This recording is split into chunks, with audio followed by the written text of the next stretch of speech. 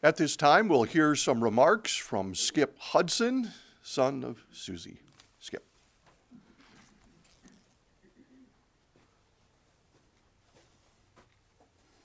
Morning. Thanks for coming. I know some of you canceled plans that you'd had for a while to attend this event, and it means a lot to us that you did that and were able to be here. And it's a great crowd. And thanks for those that contributed to the flowers and everything else. It's a great service. It's a happy day. We're going to do a little show and tell up here. And I have some comments, so I got to get out my props here.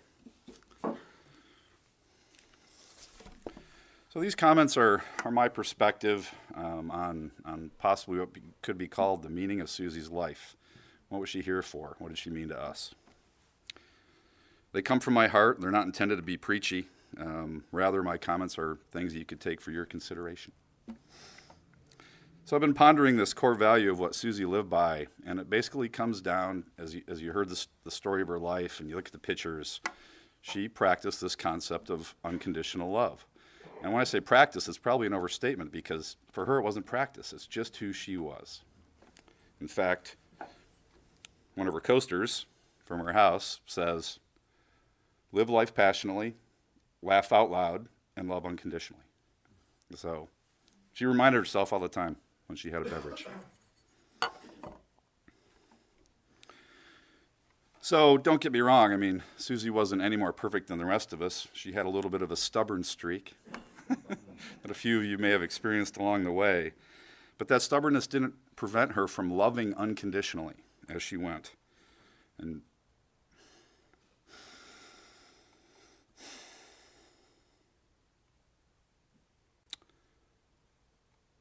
she is my role model for living from the heart. She would listen until all your words were gone and then offer gentle and encouraging support. She would give you her money until you had what you needed. She would give you as much as her time as necessary to solve your problem. In essence, her priority was you. The priority wasn't her. In fact, I've been practicing this concept of unconditional love, or I've been trying to, because it's hard to do. I don't know if anybody's tried this little experiment, but to love somebody no matter who or what they are is a really hard thing to do. I discovered that my self-centeredness runs deep, and this practice is like peeling an onion. And just when you think that you may have got there, you realize there's another layer that you need to get through. But like I said, Suzie was a natural at this, and she didn't have to work hard at it like I do. Another way to think about this is the difference between relationships and results. And you could ask the question, what's more important, relationships or results? Sometimes we get into a work setting or something with stress, and it seems like results are more important and relationships get put on the wayside. Obviously, there's a relationship between the two. Sometimes you can't get results without relationships. But in Susie's mind, she would have answered that, well, obviously, relationships are more important. The results will happen as they happen, but what's important is the relationships.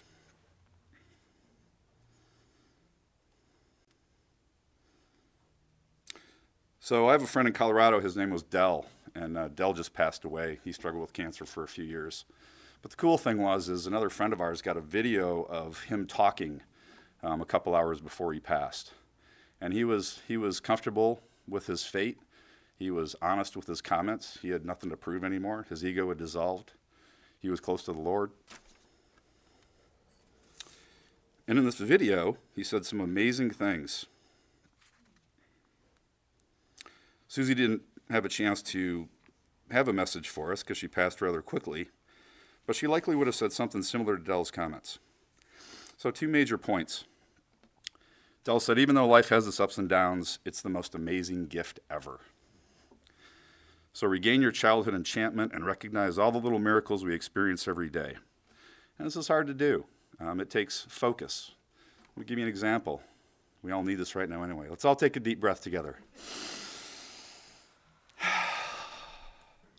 That's something Suzie couldn't do. We take it for granted that we're just breathing because we're here, and that's what happens, and it's automatic. So even things like breath is something that we should be grateful for to a degree that it sustains us. It's what keeps us alive. But we forget about it because we're doing it every time. So It's hard to pay attention to those small little things that are miraculous in their intention.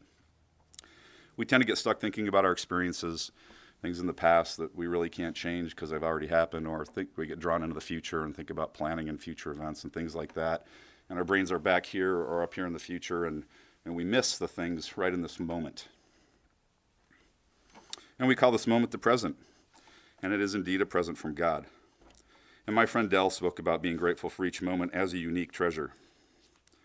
The other thing Dell said is he lived his life in a manner where he said he would meet people and find out what their best trait was. And then he would try to incorporate that trait into his personality and his characteristics himself. So he was recognizing the unity that we all have. If nothing else, we all share the same DNA and air and space and time, and we can disagree about this and that, but we're all here together, and we're here together in unity. And Dell recognized this, and he tried to make himself a version of everybody he met and take the best parts of them.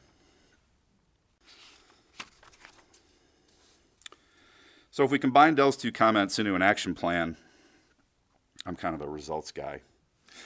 And that's where Susie's helping me be a relationship guy. So we got to have an action plan, right?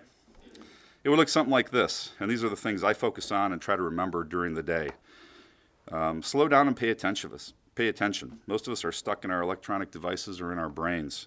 We're missing a lot of things that are happening right around us at the moment. I try to pay attention for a while and confirm that this is true. So take time to see all the miracles around you all the time. In other words, stop and smell the roses. Take the best characteristic from Suzie and practice unconditional love in all aspects of your life. I warn you that you'll come face to face with this thing called judgment. Our layers of judgment are like that onion again. Just about the time you say, I am now free of judgment, something comes up and you get reminded that no, not quite yet. And you may understand that judgments are just based on facts in the moment and your underlying perspective, but perspectives are not fixed. They change over time. Even in religions, they do that. Sometimes we're just not as smart as we think we are when we stand in these judgments. And Socrates said, the only true wisdom consists in knowing that you know nothing. But I challenge you today to love unconditionally, because if Suzie did it, we can do it. And she showed us the way. And funerals are a rare time when people are more real, awake, and receptive. The usual daily concerns just don't seem that important anymore, and the real purpose of our time on this planet becomes more clear. We're here for each other, not for ourselves. Maturity could be defined as the ability to put yourself totally in someone else's shoes and then put your self-interest on the back burner without resentment. But this is usually what happens. We leave these funerals and we make something called a funeral resolution. It's like a New Year's resolution, but we get fired up because we heard something we like, and we're thinking, we're going to do this. We're going to love unconditionally. And then after a couple weeks, life creeps up and takes over again, and you realize you're not loving unconditionally. So send yourself reminders. Set up a recurring appointment to say, I'm going to love unconditionally today at 8 a.m. or whatever it takes. But Suzie would really appreciate the effort in her honor to be there for each other like she was for us. There was one thing we forgot to mention in the description of her life, and that was camping. Suzie exposed us to the wonders of nature and camping when we were little kids and all the way throughout. She even was a camp host out at Lake Michigan State Park in Muskegon, and she did this for 4 or 5 years, and this is her badge for DNR, Michigan Parks and Recreation. And this is one of her ministries. This is one of her service ministries, because as a camp host, she was there for everybody at the camp. She'd have to get up first and make the coffee for the camp and solve all the problems, and she loved it because it was right in her wheelhouse of being the compassionate person that she was. Suzie was a spiritual person with a strong faith in God. Her bookshelf contained many Bibles and religious texts. Her music case contained all the old classic gospel songs, 2 of which we heard today. This was her cross. Simple but effective, just like Suzie. Nothing too complicated. One of the most important events in her life that we talked about before happened at a Catholic Cursillo she attended with MT in the mid-'70s. And as a part of that, she created this piece of art, driftwood, that says, "He touched me" on it. And in the back it references, it's actually a little letter to Suzie from MT saying De Caloris, which is actually a song. And a verse from that song goes, "Spreading the light that illuminates the divine grace from the great ideal." Spreading the light that illuminates the divine grace from the great ideal.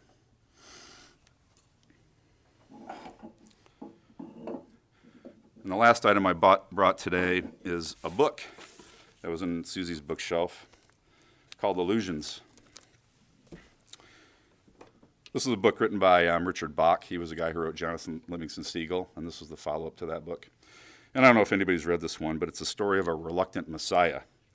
This was someone who was able to comprehend the message of Jesus, who said, with the faith the size of a mustard seed, we could do things that he did and 4 times more. This is what Suzie knew and showed us, and we were grateful for that.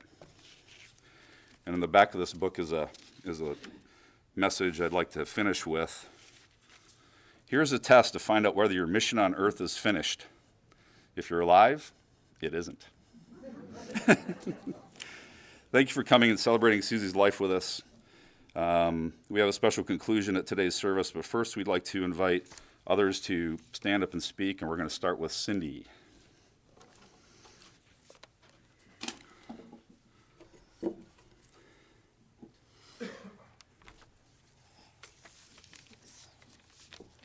I just want to share a few memories of my mom with everybody. She was the mom that everybody wanted. She was always there for me and anybody else that walked through her doors. Her door was always open to anybody. She taught me to be strong and independent and to never wait for life. You have to make your own happiness, she always told me. She also taught me how important friends are. I remember going to one of her friend's house, Chrissy, at Christmas time, and they were having a Christmas party. And I said to her, I hope when I'm old that I can still party with all of my friends like you do.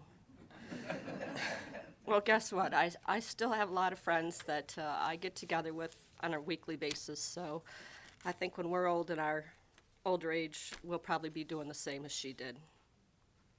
I do have wonderful friends that support me. My mom was the kind of mom that made every holiday and birthday special.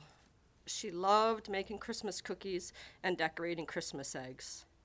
She was the kind of mom that took her 3 kids camping, went to the beach regularly, took fishing, and many, many more fun activities by herself and her kids.